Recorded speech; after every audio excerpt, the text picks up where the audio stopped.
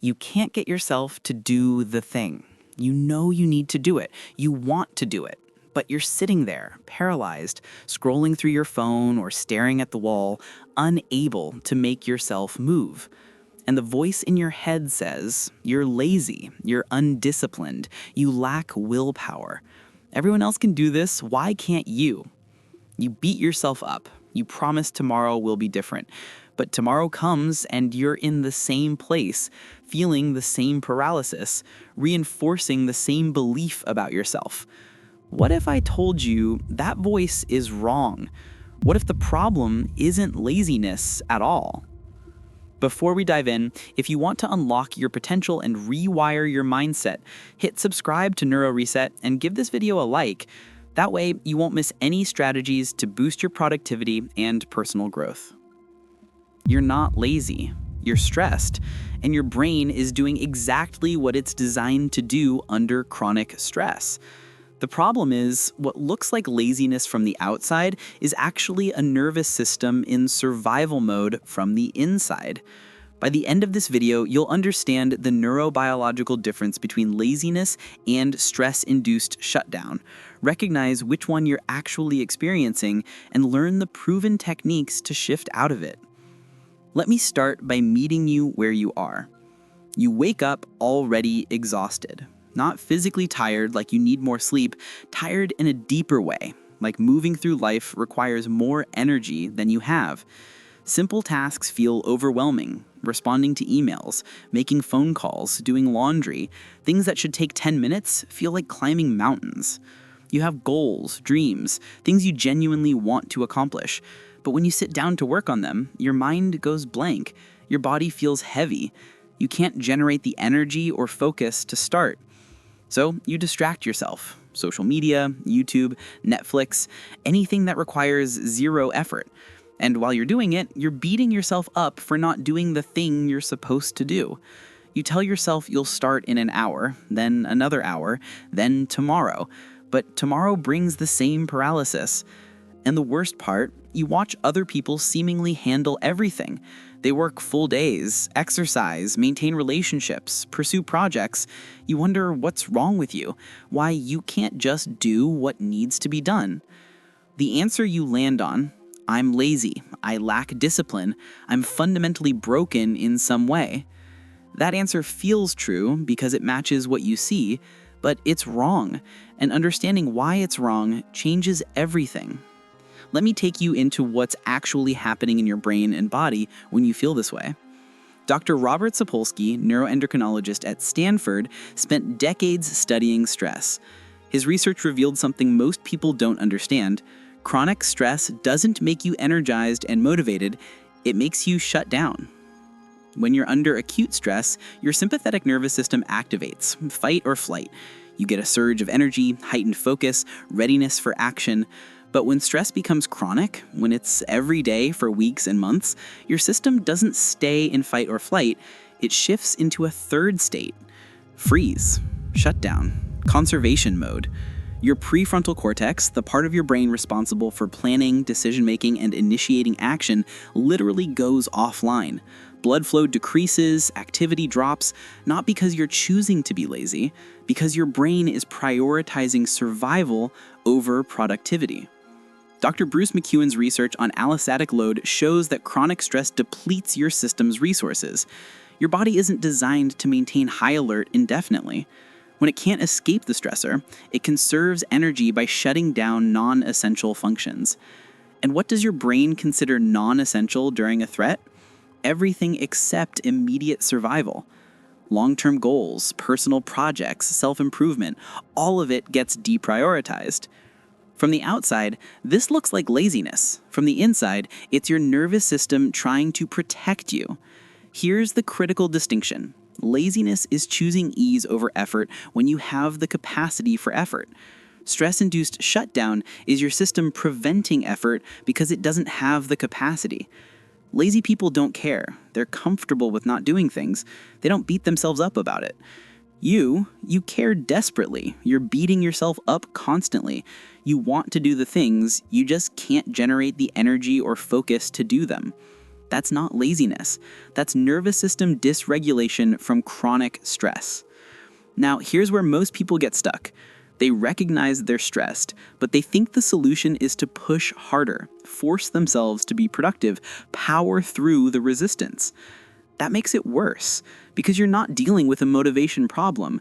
You're dealing with a nervous system that's already overloaded. Pushing harder just adds more stress to an already stressed system. It's like trying to run a marathon when you're already exhausted. You don't need more willpower. You need rest, recovery, and regulation.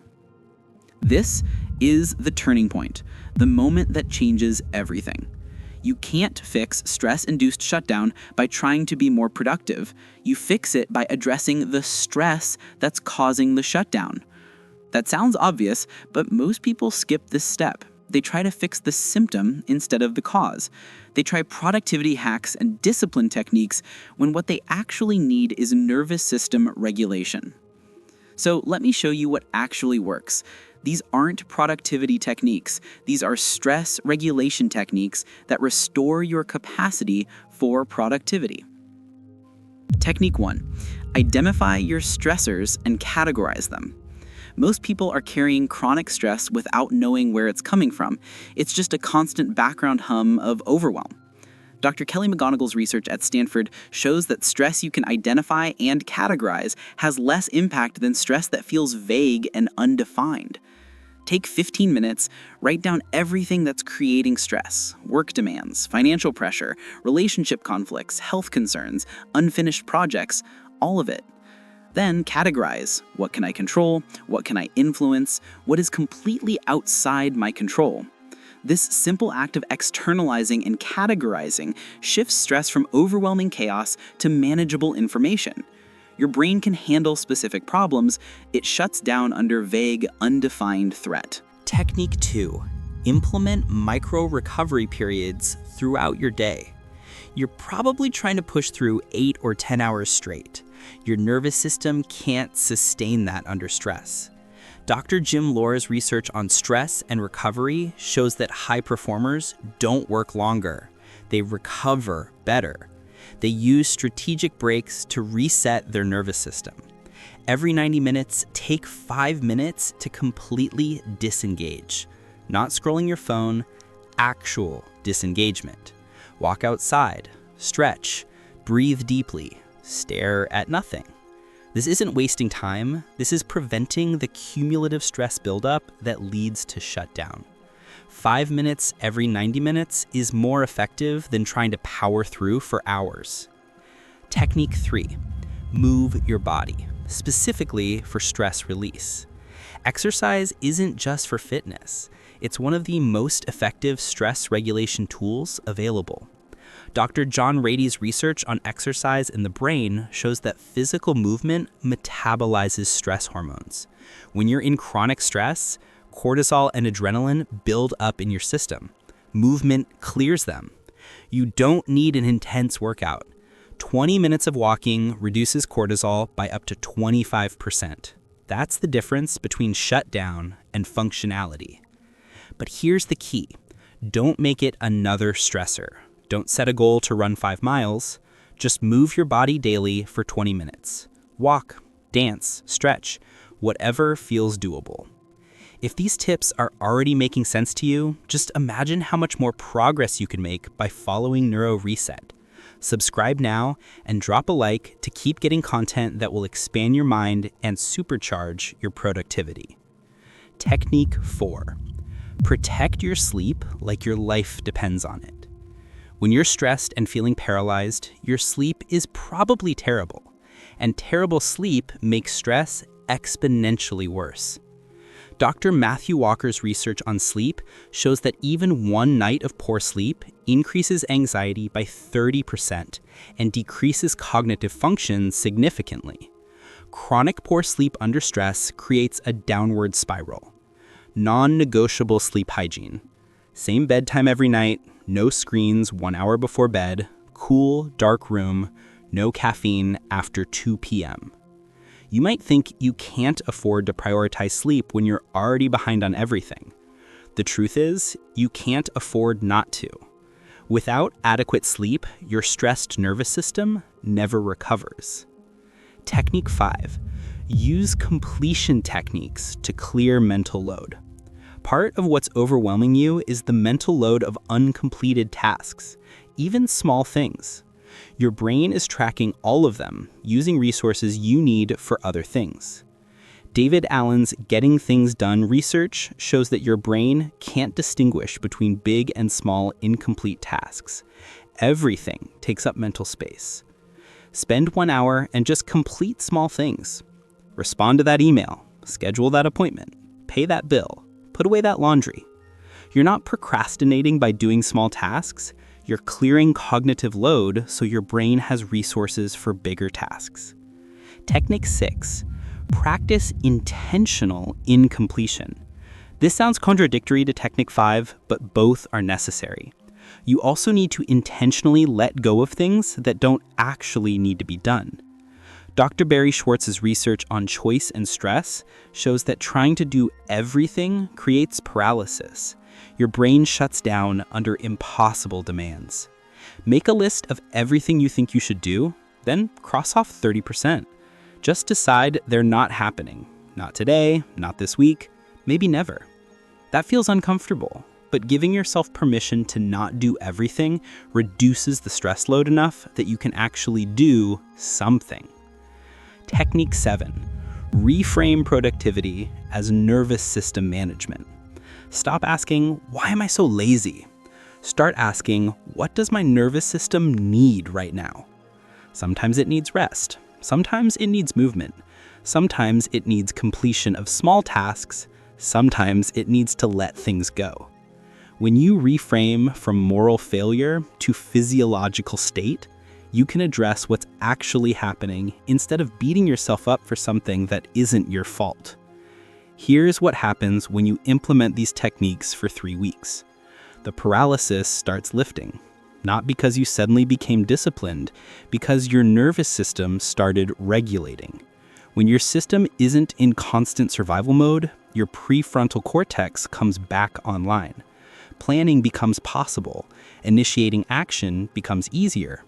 You still have stress. Life is stressful. But you're managing it before it accumulates into shutdown. You're recovering faster. You're maintaining capacity instead of depleting it. The voice that calls you lazy gets quieter because you're proving to yourself that you're not lazy. You were dysregulated, and now you're learning to regulate. You're not suddenly superhuman. You're just functioning at your actual baseline instead of operating from a depleted, stressed state.